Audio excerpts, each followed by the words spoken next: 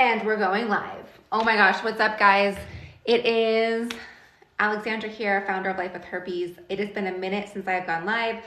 I'm sure like all of you just got caught up in the holidays, being with my family, Christmas shopping, wrapping presents. I have chocolate on my face, wrapping presents, enjoying everything, eating all the yummy foods. Anyways, enough about that. Just wanted to touch base. So if those of you that are just joining and you've never joined a live before with me, I have had HSV1 oral since 2003 and HSV2 genital since 2011. So I've been living with herpes for 20 years. That sounds awful. I actually just had my 20-year anniversary of being diagnosed with HSV1. It's somewhere around this week. So I should do something special, I guess. I don't know. Anyways, this is your opportunity here while we're live to ask your questions about herpes. It can be anything from dating, it can be anything from disclosing, it can be HSV1, HSV2, what does a herpes outbreak look like? How did you get herpes? How do you prevent transmission? Whatever floats your boat, this is your opportunity to ask your questions here. I do take the questions in order. Just a little word up front. I do get hundreds of questions when I do go live. So if I don't get to your question, I hope you understand, and thank you for understanding. I do my best to get to every question, but I don't always get to every question. So if you're watching now, definitely ask your questions up front so that I can get to them ASAP.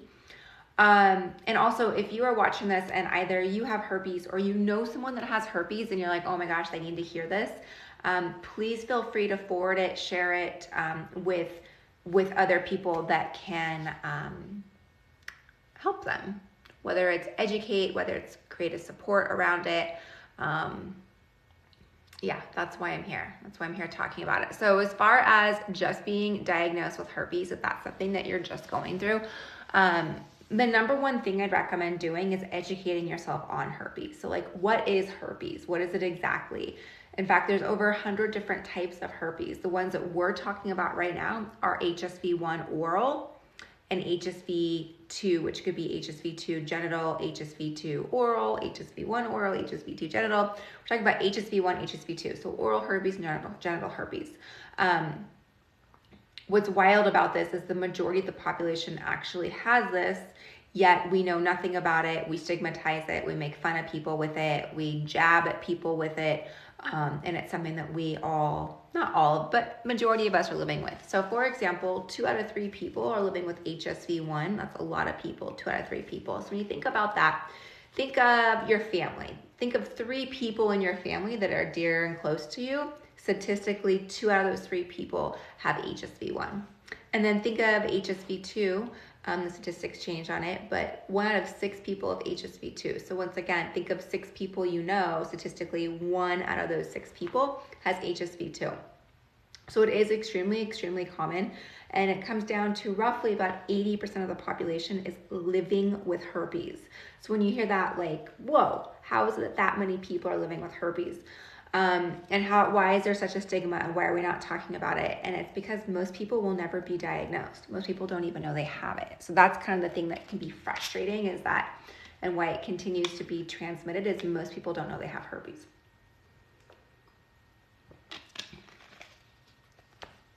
So someone just asked a great question. When I kiss someone, do they automatically get herpes from my HSV1, or only when I have an outbreak? So first off, I want to clarify, is when you kiss someone, do they automatically get herpes from you?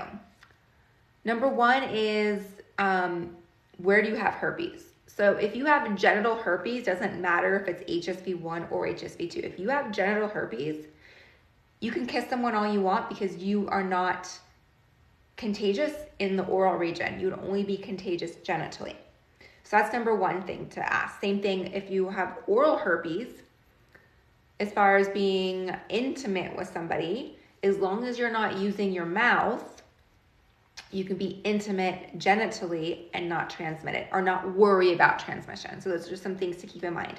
We get caught up in like, oh, I have HSV1 or I have HSV2, and it doesn't matter which type you have, it's where you have it. So back to your initial question, when you kiss someone, will they automatically get it? No, they will not automatically get it. I've had it, like I just said, 20 years. Makes me sound so old. I've had it for 20 years. My husband doesn't have it. I kiss him multiple times a day, every single day. My son does not have it. I kiss him multiple times a day. I do not kiss my son on the mouth, but I do kiss my son multiple times. I kiss my husband on the mouth, obviously. So how do we transmit herpes? So you are correct when you say when you have an outbreak. Yes, when you have an outbreak, you are obviously the most contagious. That is an active outbreak. Like that's an active viral DNA outbreak.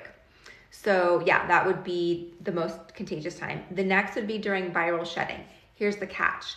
We don't know when viral shedding occurs. So viral shedding occurs, like the virus is part of the animal kingdom. It's alive. It sheds just like any of us do. We shed, our hair drops, trees drop leaves, all the sorts of things. So viruses are the same thing. They want to shed their viral DNA just like we do. And when that happens, it leaves out of where the virus is dormant and pops up to the surface of the skin.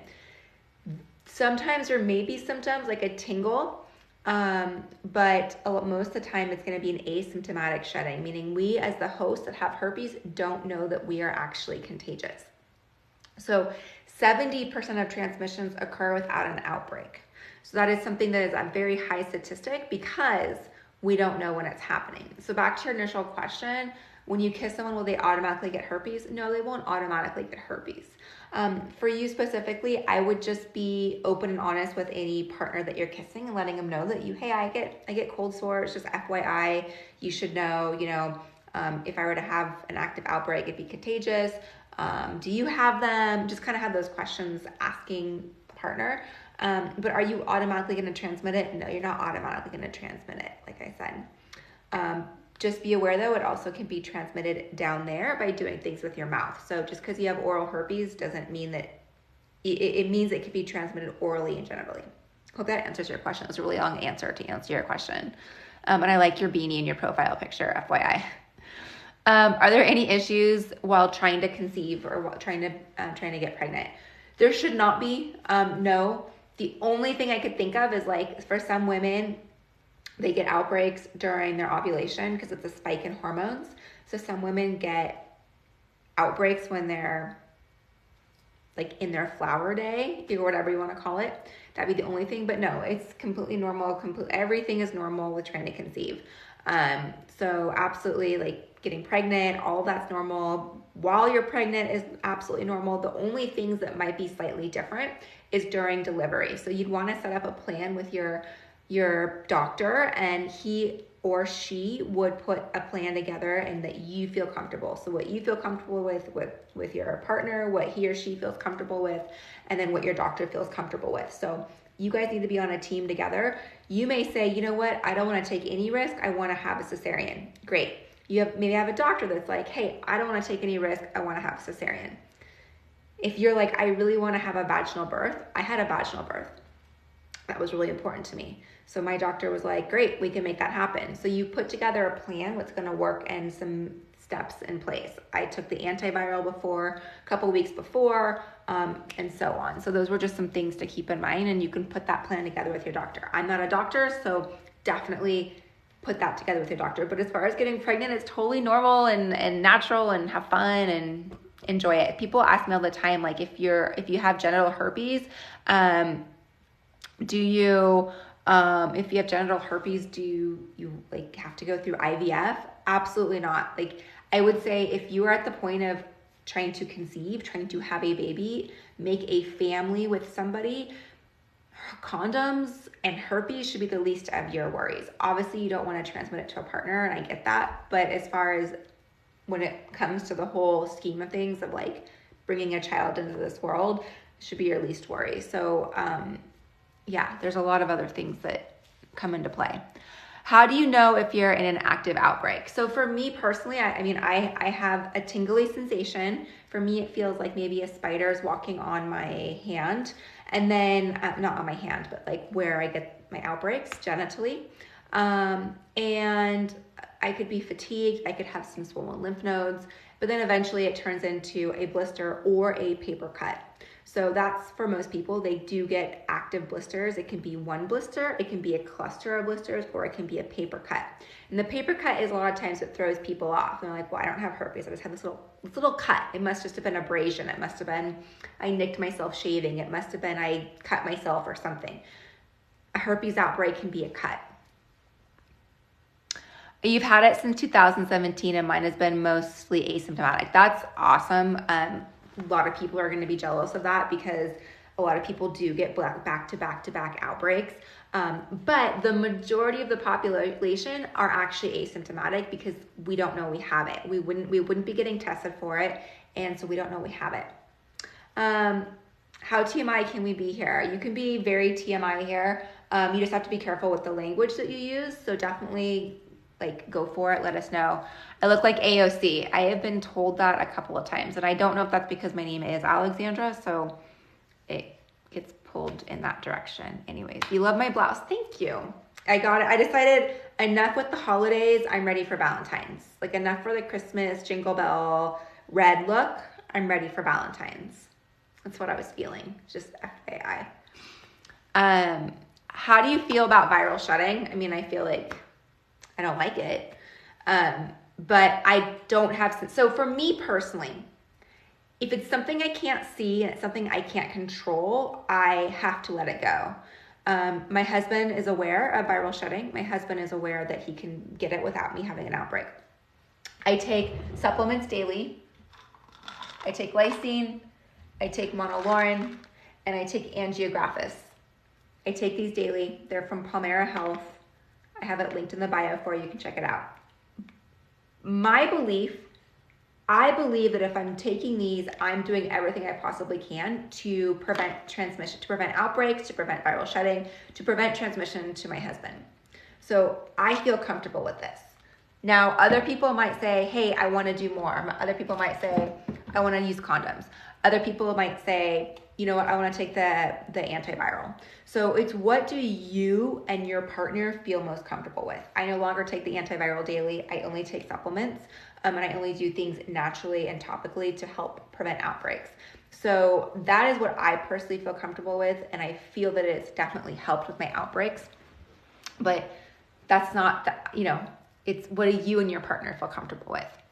What are the chances of an asymptomatic person giving it to their partner 14 years later of HSV2? So I don't know.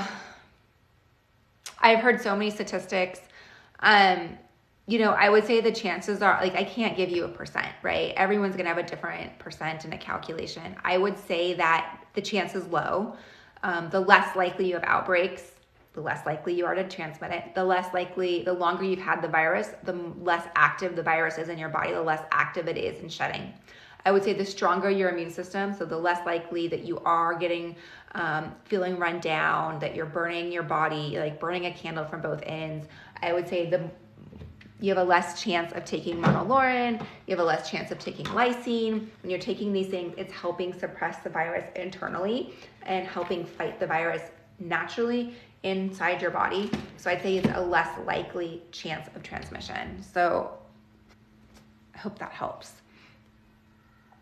Got it. Thank you so much. Super helpful. Oh, you're welcome. Oh yeah, you're welcome for the beanie.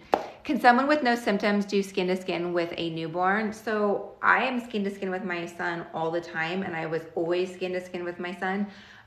But I wasn't skin to skin on where I get outbreaks. So I get genital outbreaks. I wasn't skin to skin genitally with my son, only during delivery, right? But as far as the rest of my body, as far as putting him on my chest, breastfeeding, my tummy, the rest of my body, I still do that. We still take showers together. We still will cuddle. So things of that nature, I still do skin to skin with my son, and he's 2. So, yeah, you can absolutely do that. Just be not concerned, but be aware of where you get herpes outbreaks and potentially try and limit that area. But the rest of our bodies are completely fine. Our entire bodies are not contagious. Again, we think that we have herpes, so every little itch, tingle, sensation on our left toe is a herpes outbreak, and it's not. It's just our body that's alive and doing things. Can you explain the difference between herpes and cold sores? Yeah, they're the same thing. So herpes and cold sores are the exact same thing. Cold sores is just another name. Same with fever blisters. Those are also cold sores. It's all the same thing. It is the herpes virus. It is the HSV virus. Typically, HSV1 HSV1 is typically cold sores, but you can also have oral HSV2. But they're the exact same thing. So a canker sore is not herpes. Canker sore is something hereditary. And we don't really know what causes canker sores. There's a few things, but why do some people have it? Why do other people not have it? I don't know. Herpes, cold sores, fever blisters are not hereditary. It is a virus that we pick up and come in contact to. So hope that helps clear it up for you.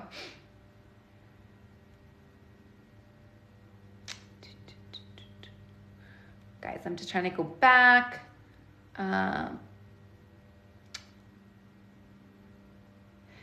Life with what? Yep, it is a fade machine. It's life with herpes. 80% of the population actually has herpes. So I'm just here trying to educate and break the stigma.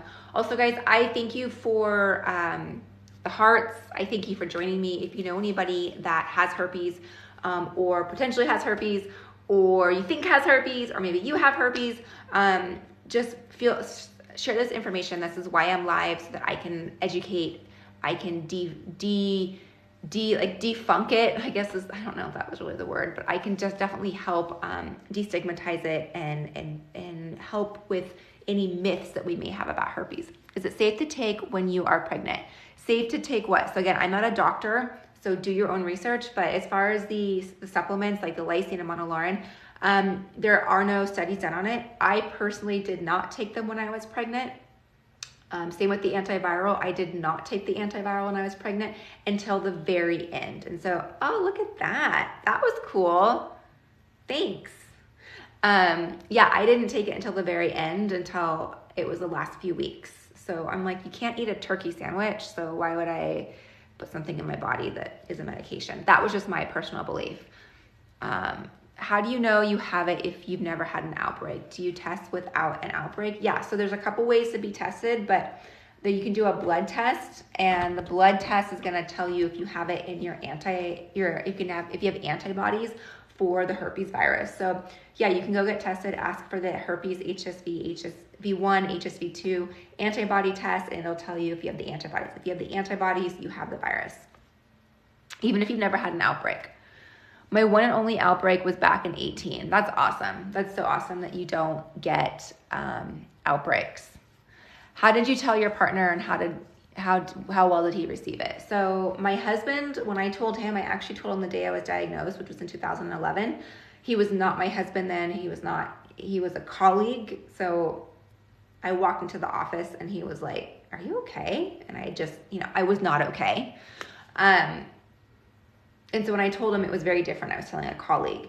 When we fast forwarded, 3-4 years later, and we're dating, I brought that conversation up again, and it was very like, "Hey, you remember back, I told you, I have herpes," and he's like, "I don't care. I love you. I want to be with you. I want to understand it. Can you tell me more about it? But I don't care that you have it. It doesn't make me love you or want to be with you any less." Other partners, I can only really think of one true rejection, and I'm okay with it. The rest of them, I'm like, oh, darn, like, you didn't reject me. I really wanted you to, because I really didn't want to have the conversation that I don't like you. I'd rather you just reject me. But as far as that, it just depends on your delivery. And if the person rejects you, they're just not into you. And as hard as that is to hear, and as hard as that is for our ego to hear, and for us, especially if we're in this place of like, I'm just trying to date and I want to meet someone, and what do you mean? Like, they're not into me. I'm so into that person. They're not into you.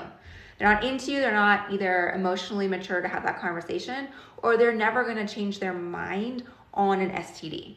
So that's okay. That's okay. I was recently diagnosed and have had back-to-back outbreaks since. Any tips on minimizing this? So yeah, so I'm really sorry that you're having back-to-back outbreaks. I did as well. I would look at your supplements. I'd look at your vitamins. Are we taking multivitamins? Are we getting plenty of vitamin D? Are we getting plenty of vitamin C? Are we getting zinc? Once again, I'm not a doctor, but I would just spend some time with that. Then I would look at taking some, or researching, doing your own research. I'd look at some natural supplements because that's what I'm all about. I'm all about natural. So there's Lysine and Monolaurin and angiographis, which I will get to in a second. So first let's talk about lysine. Lysine is an essential amino acid, and there's lysine and arginine. Arginine is also an essential amino acid. Arginine fuels the herpes virus. The herpes virus loves arginine. The herpes virus, it allows it to replicate.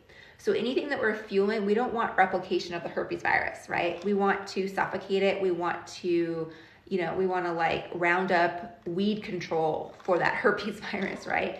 So lysine is basically like a fire extinguisher of the herpes virus. It helps prevent the replication. It blocks the arginine from fueling the herpes virus. So this is a natural supplement you can take.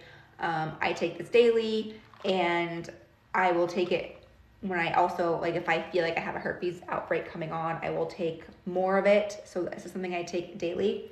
Then we have Monolaurin, which is also known as lauric acid. Basically what it does is it disrupts the outer layer of an enveloped virus. An enveloped virus is a herpes virus with lots of hundreds, thousands of viruses are enveloped. It means they have an outer shell around them. So think of an egg. An egg has a shell.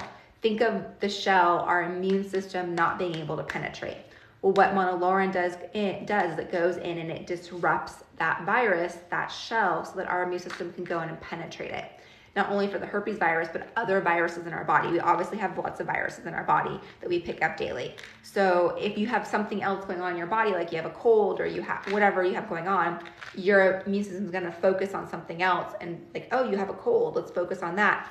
That gives your herpes virus an opportunity to be like, oh, no one's looking, I can have an outbreak. So this is also helpful. I take this daily for my overall immune system support. And then angiographis, I'm going to be honest, I need to do more research on this. It was just introduced to me this last November. I've been talking about it since Black Friday, but it's also an immune system and booster. And it also helps, again, I really need to do more research, but it also helps with preventing future outbreaks. How it does that, I'm not totally clear on. I have been taking this since November. I have felt like my immune system is helpful. I feel like it helps with my herpes virus. But I do have some clinical studies that I can put up with, like, do one of those videos and talk about it. So I take this daily. But these are some things that might help anybody that's been dealing with back-to-back outbreaks. I did the oregano oil thing and haven't had an outbreak in 10 months. That's awesome. That's awesome. Yeah, and there's lots of essential oils that can help. You can take some of them internally. You can use some of them topically. A lot of things help. What can I do to help with a current outbreak to sleep more? I cannot sleep with the pain. I would look into doing some essential oils that can help with the pain, like peppermint. So I have a couple of things that we've created. We have the recovery soak. And well, these are our top sellers for herpes outbreaks. So personally, I would look at doing a recovery soak. It's a Epsom salt soak. There's also some other ingredients here that will help with the pain or can help with the pain, but it calms your nervous system and it definitely helps with the itch and things like that. This, like I said, is the best seller. It is the Rescue Balm. It has eucalyptus and peppermint oil in it, lemon balm, other things like that. You can put it on. My son put his finger in that. Don't worry, this is not for sale. But you can rub it directly onto your herpes outbreak. So I like to use this. And then this one is my personal favorite. It's the Everyday Wellness Oil, which also has tea tree. It has peppermint. It has tea tree, it has chamomile, it has orange, lemon, and there's also lysine in here, so you can apply this directly. And this all helps with the pain. Nothing's gonna like clear up the pain 100%, but these things all topically will help with the pain. So I would recommend any of those things for the pain. How often? Having anxiety brings on an outbreak, usually happens in July. Is July stressful for you?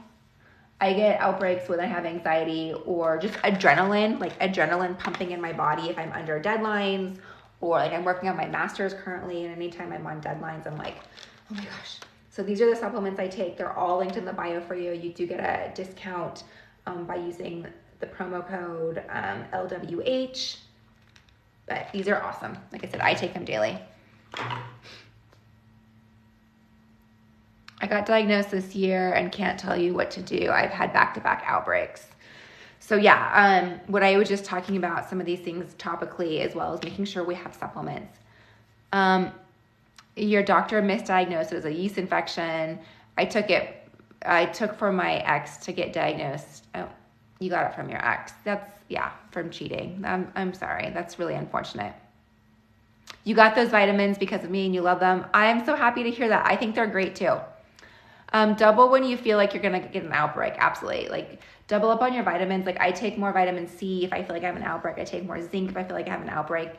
If I feel my body's being run down, I definitely will, within moderation. Okay. So don't like self-diagnose. Don't like self-soothe. Like, definitely do this under the care of a doctor or doing your own research. Can you take the vitamins with Valtrex? You can take, they're supplements, so they're meant to supplement whatever we're taking. So yes, you could take them with the Valtrex, the valcyclovir, any of the antivirals. Do you know any natural remedies for cold sores? I just talked about them. That brand now makes the Lysine and Monolaurin together in one bottle. Yeah, they do. It definitely is helpful because you're basically getting the same ingredients with less swallows.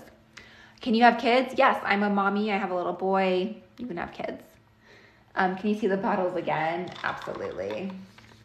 Here's Monolaurin and Lysine, and then here's Angiographis right here. Thank you for the follows. I really appreciate it, you guys. Like I said, if you have herpes or you know someone that has herpes that needs this information, this is going to be really helpful. Can you detox from herpes? I believe that there's ways to lessen the viral load in your body, which would be doing more natural things. But I'm not an expert in that. I'm still trying to figure that out on my own. When I figure that out, I will let you know. What's the name of the company I use? It's called Palmera Health, formerly known as Natural Cure Labs. You do get a discount if you use the link in my bio though. Aloe wipes and Femiclear body wash helps me, the itch and the pain. Yeah, Femiclear is also really helpful. Aloe wipes, when I was, after I had my baby, I did like a witch hazel spray. That can also help. What does herpes look like? It can look like a little blister or a paper cut. It's fluid-filled blister. It's not like a pus-filled blister. Have you been pregnant and has herpes affected your pregnancy or birth? No, not at all. Yes, I've been pregnant, and yes, I have a baby, and it did not affect my pregnancy or my child whatsoever. Can you have low symptoms at all? Yes, you can be like asymptomatic or have very mild outbreaks. What vitamins do you take? I've had it for nearly 50 years from my first husband who cheated on me. So I take Monolaurin and Lysine, which I've shown. You said Monolaurin is not also known as lauric acid. Yeah, so it's like original name or form is called lauric acid. I don't know what makes it called Monolaurin. I don't know why they call that Monolaurin. Lauric acid is derived from 3 ways. It's derived from human breast milk, so not cow or anything, just human breast milk.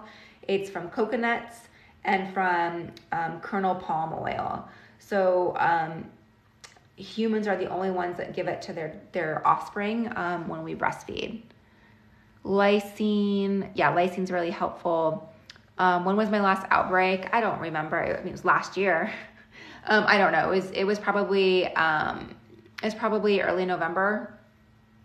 Yeah, in fact, it was. It was like Halloween, November, because I was working on my master's and that was stressing me out.